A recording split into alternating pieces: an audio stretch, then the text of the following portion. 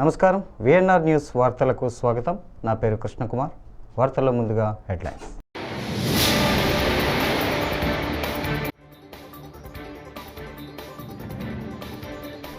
ఖైరతాబాద్ మహాగణపతి దర్శనానికి పోటెత్తిన భక్తులు. గణపతిని దర్శించుకున్న సీఎం రేవంత్ రెడ్డి.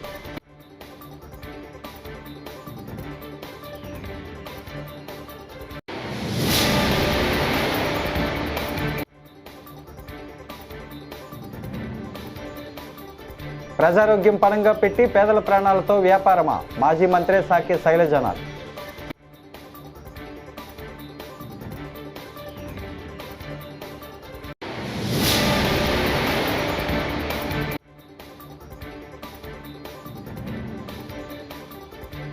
ధవళేశ్వరం వద్ద గోదావరి ఉగ్రరూపం, 52 అడుగులకు చేరిన నీటి మట్టం.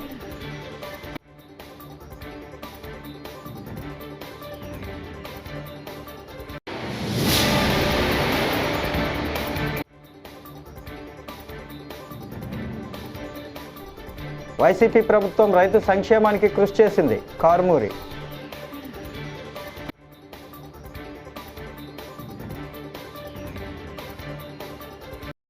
ఇక డీటెయిల్స్ చూస్తే, ఖైరతాబాద్ మహాగణపతిని తెలంగాణ సీఎం రేవంత్ రెడ్డి దర్శించుకున్నారు. స్వామివారికి సీఎం ప్రత్యేక పూజలు చేసి తీర్థ ప్రసాదాలను స్వీకరించారు. అనంతరం రేవంత్ రెడ్డి మీడియాతో మాట్లాడారు.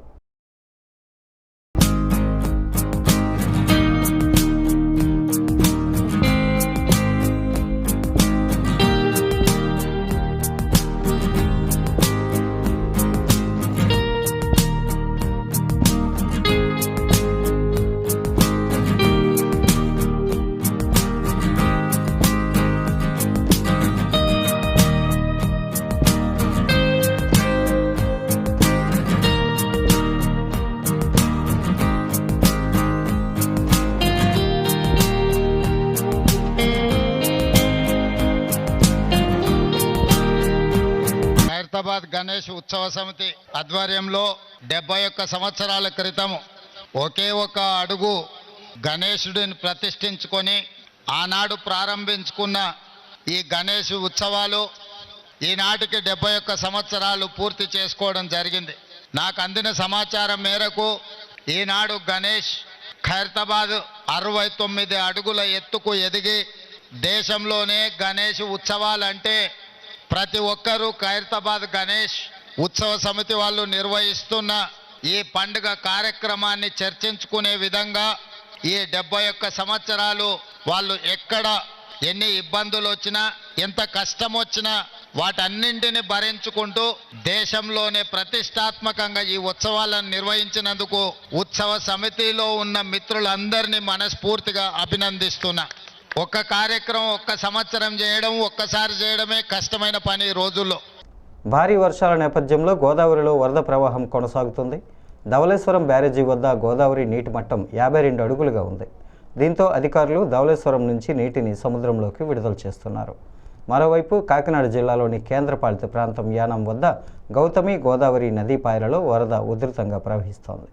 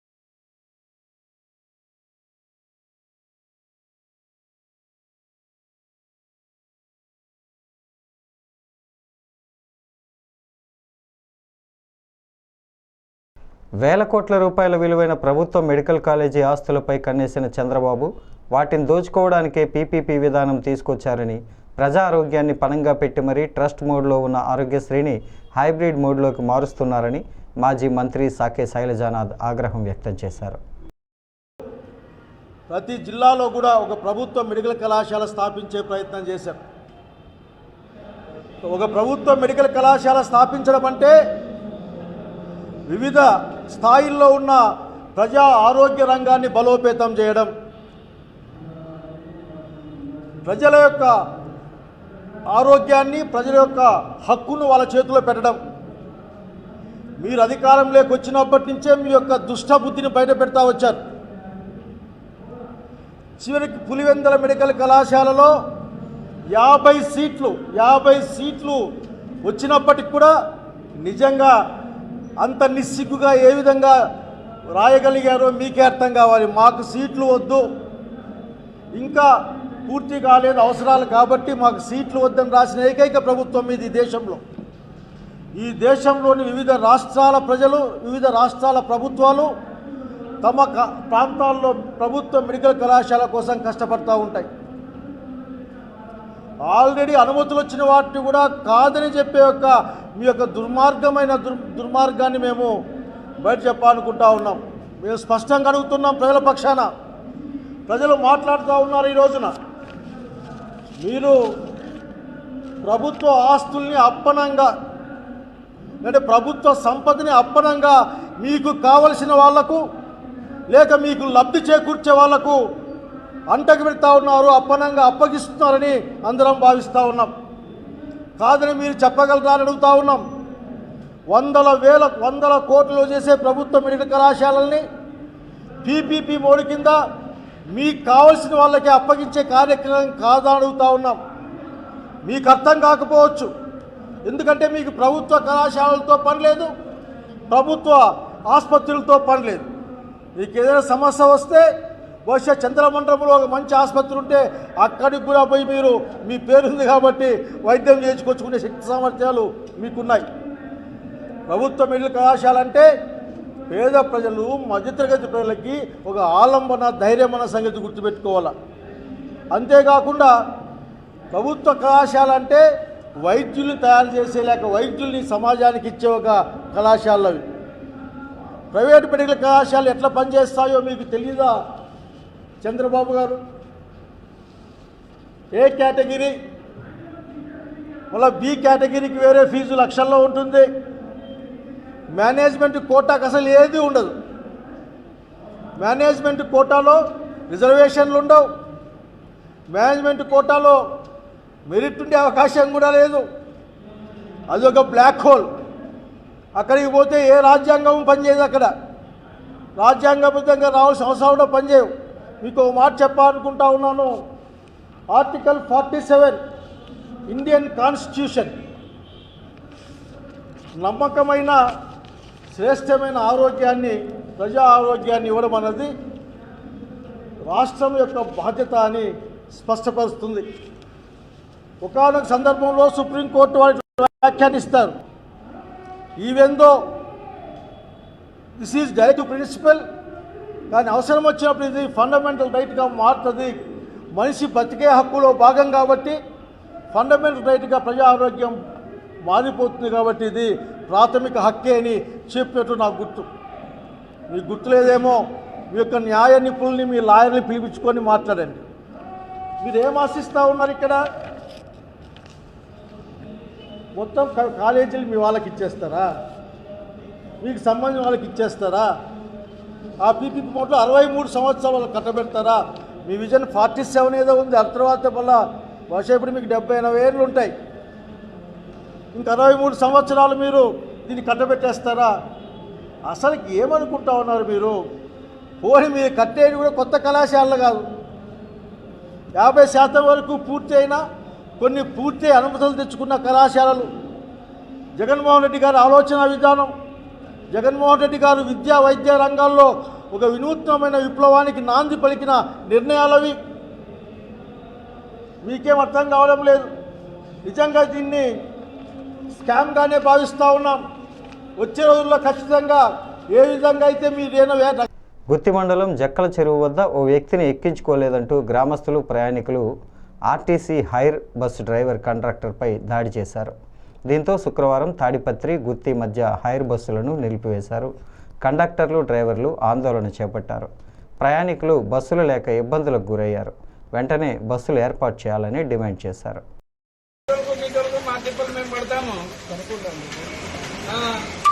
ఇంతమంది నిలబెట్టాలంటే ఎంతసేపు అయితే మీ ఉద్యోగం నెలకి జీతం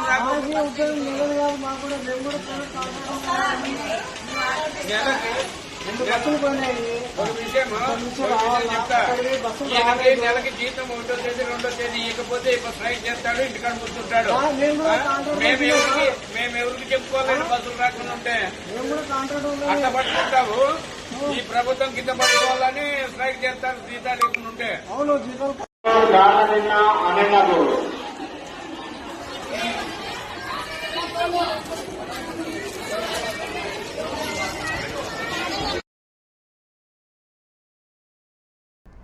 జీడీ నెల్లూరు ఎమ్మెల్యే డాక్టర్ థామస్ మాట్లాడుతూ రాజకీయాల్లోనూ వృత్తిపరంగానూ రాణించడం కష్టమని అన్నారు.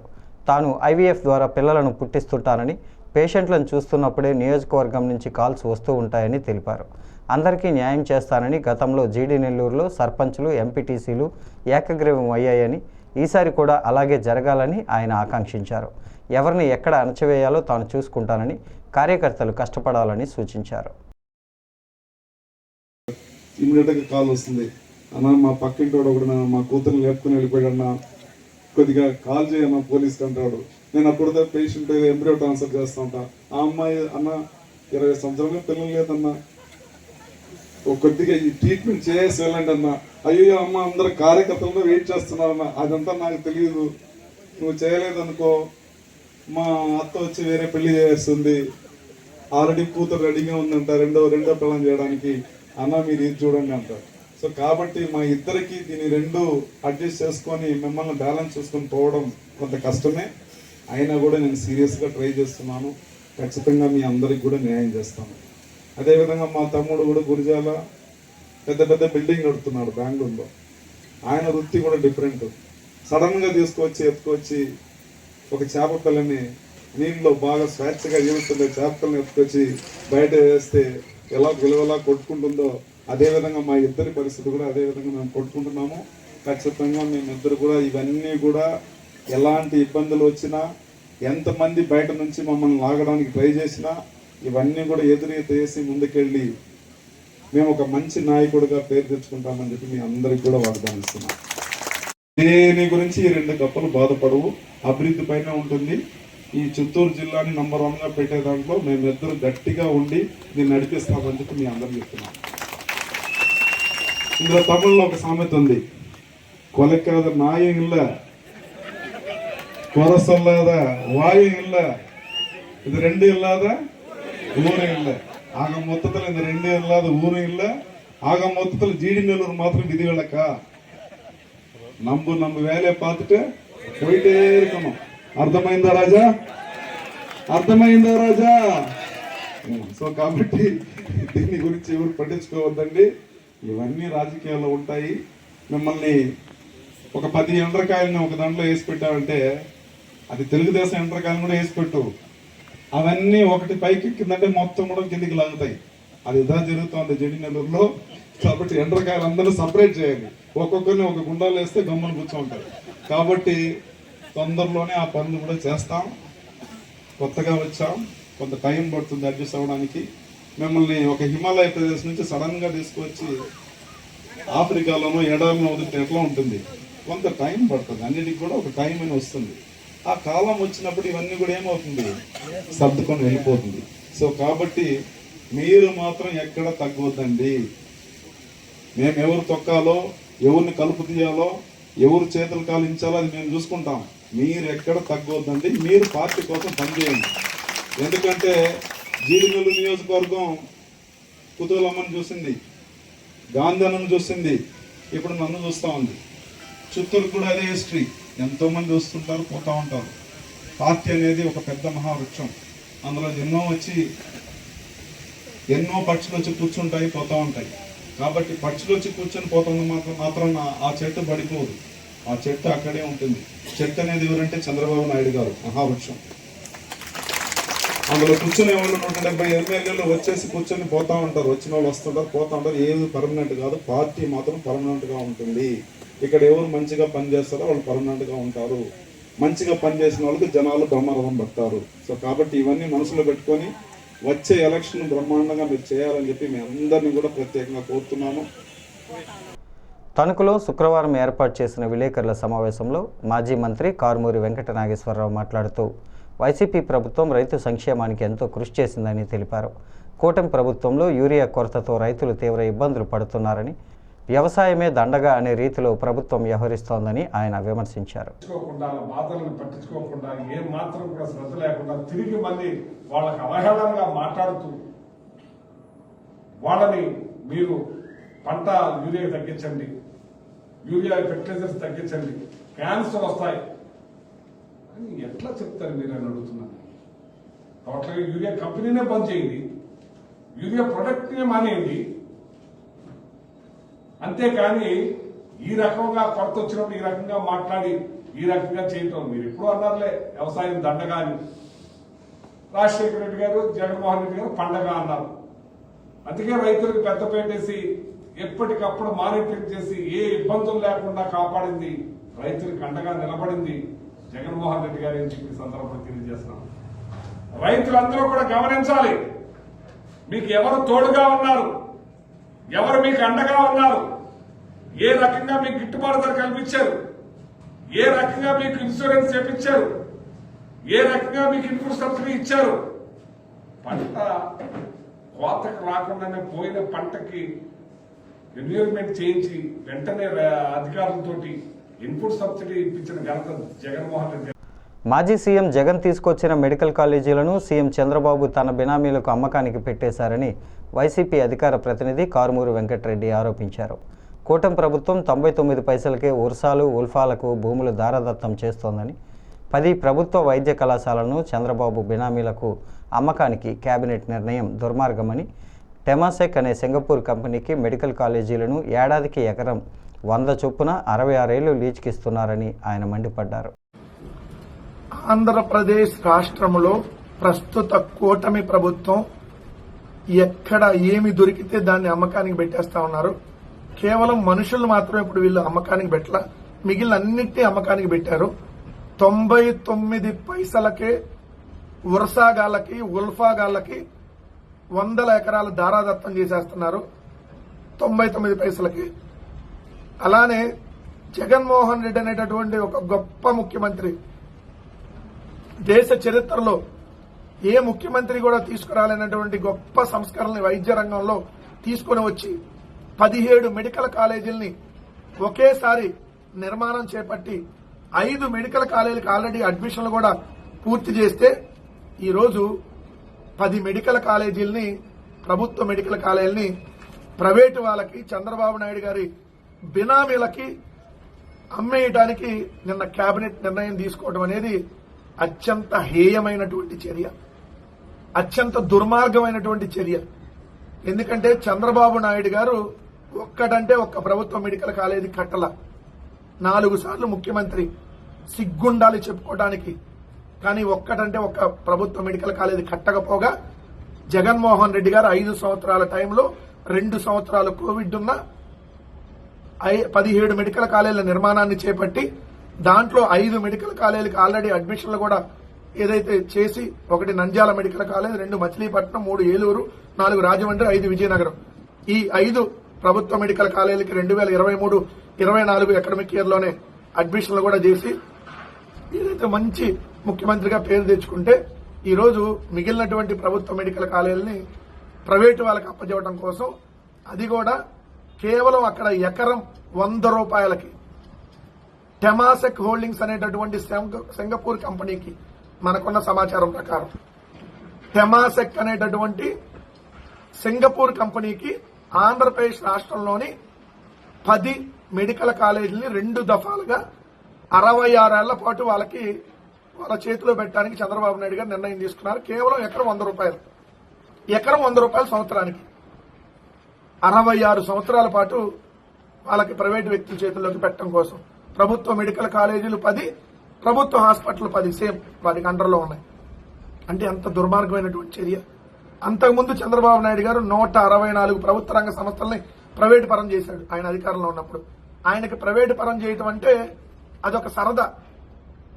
ఆయన ప్రైవేటు పరం చేసేసి వాళ్ళ దగ్గర నుంచి డబ్బులు దండుకోవటం ఆయనకున్నటువంటి హాబీ.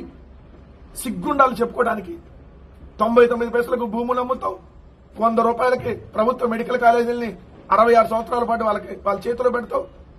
సిగ్గేమన్నా కనీసం ఉందా చంద్రబాబు నాయుడు గారు మీకు? ఈరోజు చూడండి, ఇది సింగపూర్ కన్సార్టియంలో కూడా అంతకుముందు ఉన్నటువంటి కంపెనీ టెమాసెక్ దీని పేరు. చంద్రబాబు నాయుడు గారు సింగపూర్ వెళ్తుంది అందుకని. టెమాసెక్ అనేటటువంటి ఒక ప్రైవేటు కంపెనీ చంద్రబాబు నాయుడు గారు బినామీగా చంద్రబాబు నాయుడు గారు వాటాలో ఉన్నటువంటి ఆ కంపెనీకి ఆంధ్రప్రదేశ్ రాష్ట్రంలోని 10 ప్రభుత్వ మెడికల్ కాలేజీల్ని మొదటి విడతలో మార్కాపురం, మదనపల్లి, ఆదోని, పులివెందుల, రెండో విడతలో అమలాపురం, బాపట్ల, పెనుగొండ, నర్సీపట్నం, పాలకొల్లు, పార్వతీపురం ఈ మెడికల్ కాలేజీల హాస్పిటల్ని 66 సంవత్సరాల పాటు ఎకరం 100 రూపాయలకి ప్రభుత్వ కాలేజీని, ప్రభుత్వ హాస్పిటల్ని దారాదత్తం చేయడానికి నిర్ణయం తీసుకున్నాడు. ఖచ్చితంగా దీని మీద ప్రతి ఒక్కళ్ళు పోరాడాలి. దీన్ని అడ్డుకోకపోతే రేపొద్దున మనల్ని కూడా సింగపూరాలకు, మలేషియా వాళ్ళకు చంద్రబాబు నాయుడు అమ్మేస్తాడు. ఊర్లు కూడా అమ్మేసినా కూడా ఆశ్చర్యం లేదు. ఖచ్చితంగా దీన్ని ప్రతి ఒక్కళ్ళు అడ్డుకోవాలి. కొవ్వూరు మాజీ ఎమ్మెల్యే నల్లపురెడ్డి ప్రసన్న కుమార్ రెడ్డి ఇంటిపై దాడి చేసిన వారిపై ఇప్పటికీ చర్యలు ఎందుకు తీసుకోలేదంటూ మాజీ మంత్రి కాకాని గోవర్ధన్ రెడ్డి ప్రశ్నించారు. జగన్ పరామర్శకు రావడాన్ని సహించలేక ప్రసన్నపై తప్పుడు కేసు పెట్టారని ఆయన మండిపడ్డారు. రాజకీయాల్లో ఇలాంటి దాడులు సరైనవి కావని అన్నారు. అనంతరం ప్రసన్న కుటుంబాన్ని పరామర్శించిన తర్వాత ఆయన మీడియాతో మాట్లాడారు. చేసినట్టుగా నాకు అనిపిస్తుంది. ఎవరైతే దాడికి గురి కాబడ్డారో, ఆ కుటుంబం మీద దాడి చేశారో వాళ్ళని గుర్తించి వాళ్ళని మీద సీరియస్ గా చర్యలు తీసుకోవాల్సినటువంటి దాన్ని విస్మరించి అందరూ కలిసి పత్రికలు, మీడియా, ప్రజలు అందరూ ఘోషించిన తర్వాత మొక్కుబడిగా కేసులు నమోదు చేసి బెయిల్ ఇచ్చి పంపించేసి ఆ రౌడీ షీటర్లందరికీ కొమ్ము కాస్తూ ఈరోజు దానికి సంబంధించి జగన్మోహన్ రెడ్డి గారు విచారింపుకు వస్తే, జగన్మోహన్ రెడ్డి గారు పరామర్శించడానికి ఆ కుటుంబం దగ్గరికి వస్తే జగన్మోహన్ రెడ్డి గారి పరామర్శలో పాల్గొన్నటువంటి వాళ్ళ మీద కక్ష సాధింపులు, ప్రసన్న కుమార్ రెడ్డి గారి ఇంటికి జగన్మోహన్ రెడ్డి గారు రావడం ఏమిటి అనేటువంటిది ఒప్పుకోలేక, తాళలేక, తట్టుకోలేక, భరించలేక ఈరోజు సాక్షాత్తు ప్రసన్న మీదనే ఈరోజు కేసు నమోదు చేశారు. అంటే ఎక్కడైనా ఎప్పుడైనా ఇంత నీచమైనటువంటివి పోలీసు వ్యవస్థలో మనం చూసామా? జిల్లా ఎస్పీ గారు ఇటువంటి వాటిని చూసి సహించగలుగుతున్నాడా, భరిస్తున్నాడా? ఎందుకంటే ఒక కేసు పెట్టడం, 2 రోజులకి ఆయన తాళ్ళు తిరిగి పడిపోవడం, మరలా ఇంకొక కేసు పెట్టడం, 2 రోజుల తర్వాత తాళ్ళు తిరిగి పడిపోవడం ఎస్పీ గారు. అంతే తప్ప ఈ జిల్లాలో అసలు ఏం జరుగుతుంది, ఎవరు ఈ విధంగా ప్రవర్తిస్తున్నారు? రాజకీయాలు ఎప్పుడు శాశ్వతం కాదు. జబర్దస్త్ సత్తిపండుగా ప్రసిద్ధిగాంచిన పివిఎస్ సత్యనారాయణ గత 26 ఏళ్లుగా లెక్కల మాస్టర్గా సేవలందిస్తున్నారు. తుమ్మపాలకు చెందిన ఆయన ప్రస్తుతం పాయకరావుపేట మండలం గోపాలపట్నం ఎంపీయూపీ స్కూల్లో హెచ్ఎంగా పనిచేస్తున్నారు. స్కూల్ అభివృద్ధికి ప్రత్యేకంగా కృషి చేస్తున్నారు. ప్యారడీ పాటలు, స్కిట్స్ ద్వారా విద్యార్థులకు ఆసక్తికరంగా బోధన చేస్తూ నటనపై మక్కువతో టీవీ షోలు, సినిమాల్లోనూ నటిస్తూ ఉన్నారు. ప్రధానోపాధ్యాయులుగా కొత్తగా ఈరోజు జూన్ 12వ తారీఖున జాయిన్ అవ్వడం జరిగింది. మరి ఈరోజు గవర్నమెంట్ మన ఎంపీయూపీ స్కూల్ ఒక మోడల్ పాఠశాలగా తీర్చిదిద్దాలనేటువంటి సంకల్పంతో సుమారు 9 మంది ఉపాధ్యాయులను సాక్షి చేయడం జరిగింది. ఆల్రెడీ వెంకట మేడం గారు ఇక్కడే ఉన్నారు. మరొక 8 మంది ఉపాధ్యాయులు ఇక్కడ మన పిల్లలు బాగు చేయడానికి గవర్నమెంట్ నియమించడం జరిగింది. 4 ఎస్జీపీలు, మేడం గారు ఒకరు, ఇంకో 3 స్కూల్ అసిస్టెంట్లు ఇక్కడికి వస్తున్నారు. ఆల్రెడీ చంద్రశేఖర్ గారు ఇంగ్లీష్ గారు చెప్తున్నారు. ఆల్రెడీ మ్యాథ్స్ మేడం ఆల్రెడీ ఉన్నారు. ఇంకొక 2 సోషల్ అండ్ బయాలజీ సైన్స్ మళ్ళీ వస్తారు. ఒక 4 స్కూల్ సెకండరీ గ్రేడ్ టీచర్స్ కూడా వస్తారు. రావడం జరిగింది. దయచేసి మీ పిల్లలందరినీ కూడా బాగు చేసే అవకాశాన్ని మాకు ఇవ్వండి. కనీసం 2 నెలలు మేమేం చేస్తున్నామో మీరు అబ్జర్వ్ చేయండి. ఎందుకంటే మళ్ళా సెప్టెంబర్ 31 వరకు మీకు నచ్చకపోతే పిల్లలు మార్చుకునే అవకాశం మళ్ళీ మీకు ఉంది. కాబట్టి ఈ 2 నెలలు మాకు అవకాశం ఇచ్చి చూడండి. తప్పనిసరిగా మీ పిల్లలు బాగు చేస్తారు. మేడం గారితో మాట్లాడండి. అందరికీ నమస్కారం అండి. ఎంపీయూపీఎస్ గోపాలపట్నం మ్యాథ్స్ అసిస్టెంట్గా పనిచేస్తున్నాను. ఈ స్కూలు, ఈ వాతావరణం, ఈ పల్లెటూరు అంతా కూడా చాలా చక్కగా ఉంటుంది. ఇక్కడ ప్రజలందరూ కూడా చాలా చక్కగా కోఆపరేట్ చేస్తారు. కనుక ఇప్పటి వరకు ఎవరైనా ప్రైవేట్ పాఠశాలకు వెళ్ళినట్లయితే ఈ యొక్క రెండు నెలల అవకాశాన్ని ఇచ్చి మా పాఠశాలలో జాయిన్ చేసి మీకు తగినట్టుగా మేము చెప్తున్నాం లేదో చెక్ చేసుకొని తదుపరి కంటిన్యూ చేసే విధంగా మీరు ఏదైనా ప్రణాళిక తీసుకొని మొత్తం అందరూ కూడా గవర్నమెంట్ స్కూల్లో చదువుకునే విధంగా మీరందరూ కూడా సపోర్ట్ చేయవలసిందిగా మనస్ఫూర్తిగా కోరుకుంటానండి. థ్యాంక్ యూ, ధన్యవాదాలు. నా పేరు చంద్రశేఖర్ అండి, ఎస్ఏ ఇంగ్లీష్. ఈ యొక్క ఎంపీపీ స్కూల్ గోపాలపట్నం రావడం చాలా సంతోషంగా ఉంది. ఈ స్కూల్ ఈ వాతావరణం అంతా చక్కని మంచి ప్రకృతి ఒడిలో ఉన్నట్టుగా ఉంది మాకు. అయితే పిల్లలందరూ కూడా మంచి యాక్టివ్గా ఉన్నారు, మాకు చాలా సంతోషం. మరి మేడం గారు వరకు హెచ్చరిక ఉండి చక్కగా లీడ్ చేశారు. మీరు ఇదే విధంగా మీరు మాకు కూడా మీరు సహాయ సహకారాలు గ్రామస్తులందరూ అందించి మమ్మల్ని చక్కగా ఆశీర్వదిస్తారని కోరుకుంటూ కలగిస్తున్నారు.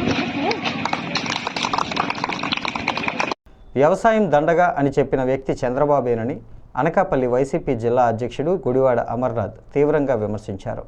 రైతుల కోసం పోరాటం చేస్తున్న వైసీపీ నేతలపై దాడులు జరుగుతున్నాయని, వాటిని వైసీపీపై చేసిన దాడులు కాదని, నిజానికి రైతులపై చేసినవే అని అన్నారు. చంద్రబాబు మొదటి నుంచి రైతు ఎలా పోయినా పర్వాలేదు అనే ధోరణితో ఉన్నారని ఎద్దేవా చేశారు. అంటే రైతు ఎలా పోయినా పర్వాలేదు, చంద్రబాబు నాయుడు గారికి మొదటి నుంచి అలవాటు. వ్యవసాయం దండగా అనేటువంటి వ్యక్తి చంద్రబాబు నాయుడు గారు, అది ఆయన పాలసీ. అది ఆయన చెప్పినటువంటి మాటలోనూ ఆయన చేసేటువంటి మార్కెటింగ్ ప్రజల కడుపులు నింపవు. ఈరోజు పైపెచ్చు మళ్ళీ వైఎస్ఆర్ కాంగ్రెస్ పార్టీ నాయకత్వాన్ని రైతులను కూడా బెదిరిస్తా ఉన్నాడు. ముఖ్యంగా వైఎస్ఆర్ కాంగ్రెస్ పార్టీ మీద దాడి చేస్తా ఉన్నాడు. మీరు చేస్తున్నటువంటి దాడి చంద్రబాబు నాయుడు గారు, మీరు చేస్తున్నటువంటి దాడి వైఎస్ఆర్ కాంగ్రెస్ పార్టీ మీద కాదు, మీరు చేస్తున్నటువంటి దాడి రైతుల మీద చేస్తున్నటువంటి దాడి అని చెప్పి సందర్భంగా తెలియజేస్తా ఉన్నాం. ఉదాహరణకి నిన్న మన అనకాపల్లి అలా మనం మర్చిపోయాం, మీ అందరు గుర్తుందో లేదా, 2019 ముందు. ఈ వార్తలు ఇంతటితో సమాప్తం. నమస్కారం.